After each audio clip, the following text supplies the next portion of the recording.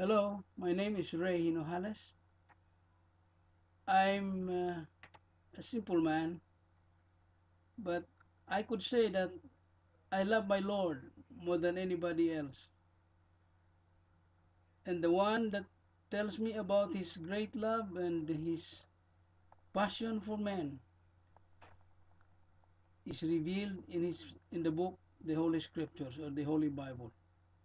No other book has been so loved, so hated, so revered, so damned as the Bible. People have died for the Bible, others have killed for it. It has inspired man's greatest and noblest acts and be blamed for his most damnable and degenerate. The Holy Bible is divided into two parts. The Old, which is made up of 39 books, and the New Testament, which is made up of 27 books. It had been written for more than 1,500 years and written by 39 authors. Most of them, almost all of them, are Jews.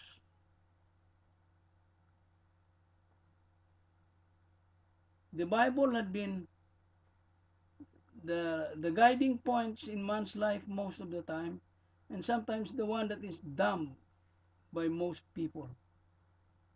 The Bible is the oldest book on earth. The oldest book being Job. It has passed the test of time. People read it since the beginning of time and hated it since the beginning of time too. It has been translated. It's the most widely and the most widely translated book of all times.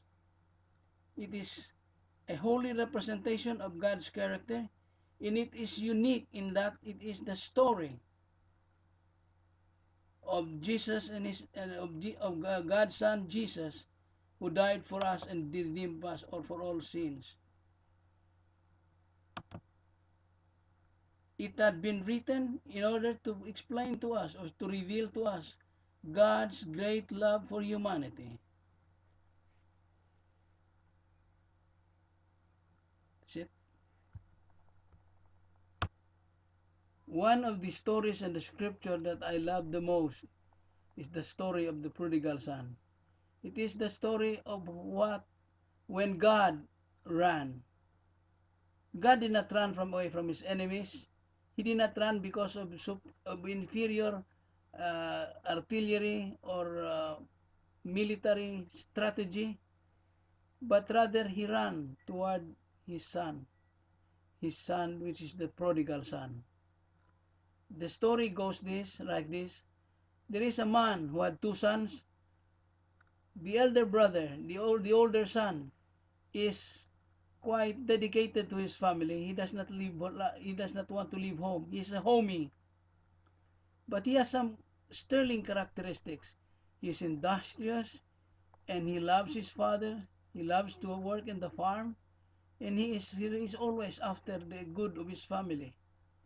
The younger son, is said to be adventurous. He wants to explore the outside world. He wants to make friends with other people. And one day he told his dad, "Dad, I want a part of the share of the business." And as the normal thing to do, the father would like to, to take it easy, let him enjoy life while still strong. So he gave it to his son. But his son does not like the part of the business. He wants to get it in money. He wants to translate it into fluid asset. And so he does not like a credit card, but he likes American Express with no limit. So his father gave it to him, and the father cannot stop him, but he knows that the son, nothing will happen to his son. His son does not know how to do business. In a few months, he will be bankrupt. And so he left him and decided that let him go, let him decide for his own future. The brother, the older son, never said anything at all, never stopped the younger boy to leave home. And so he went and to a far country meaning country which does not know him. It's far from the original place of birth. And so he enjoyed life and he lived riotously. He spent left and right, not thinking about the future, until he came to the point where he became penniless.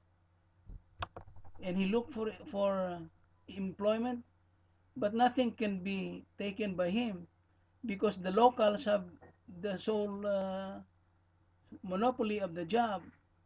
You see, it's natural that you employ your relative, and he has no relative in that place. So he ended up working in a big pig farm, taking care of pigs. And try to imagine a Jew working on pigs until he finally came into his senses. Oh, what a relief it is to know that sometimes we come to realize in our senses that our plans, our aims, our purpose in life does not coincide with God's plan. And so he came into his senses and came to realize that his father has servants and they have good food, they have a nice warm bed to lie down.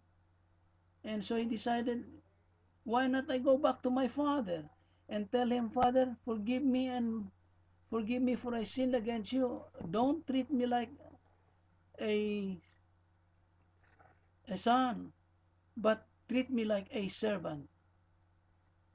And so he rehearsed his speech while he was walking towards home. And while he was walking towards home, his father was resting in the veranda, waiting for him. He knew that his son, or he can be like Abraham, where he sent Eleazar, to watch for for Isaac.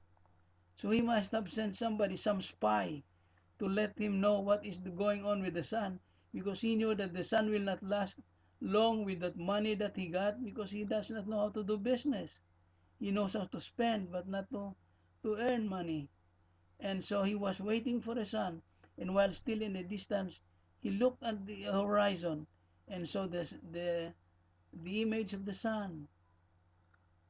And although the sun was far away, far off, he ran towards him. That he hugged him in spite of the of perhaps many days of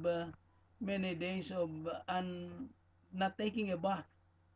But he did not consider it a problem. He hugged his son and said, "My son, thank you for getting back home."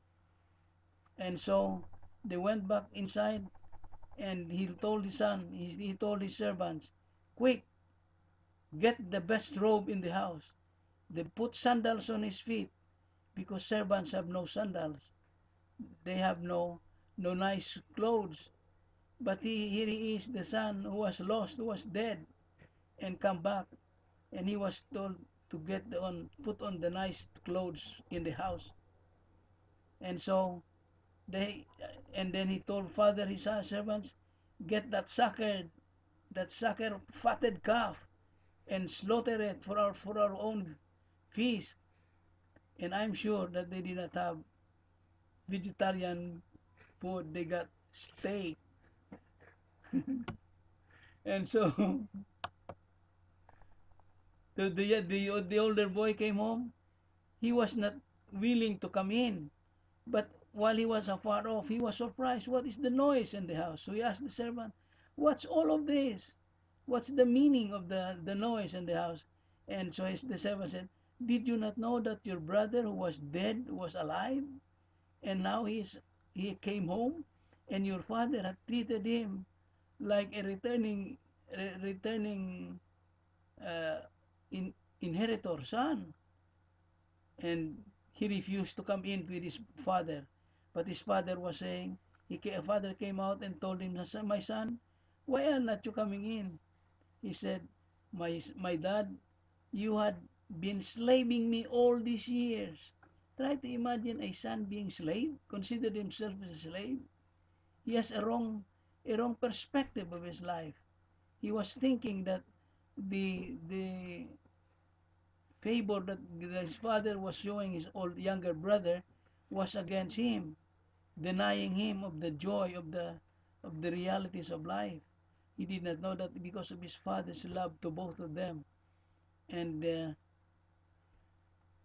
he came in and he told his brother, "Why did you leave?" But the younger brother cannot explain it. He needs space, more freedom. He thought that the deeds of his father was an act of denying him the joy, the freedom of choice, the freedom of having a better choice. And this is a wonderful story that had been it has a setting in the Mediterranean. The story tells us that we should not treat one another as if God had left us or never loved us. No matter what happens, God never abandoned us. He's always there, working with us, guiding us, instructing us, counseling us, and above all, loving us.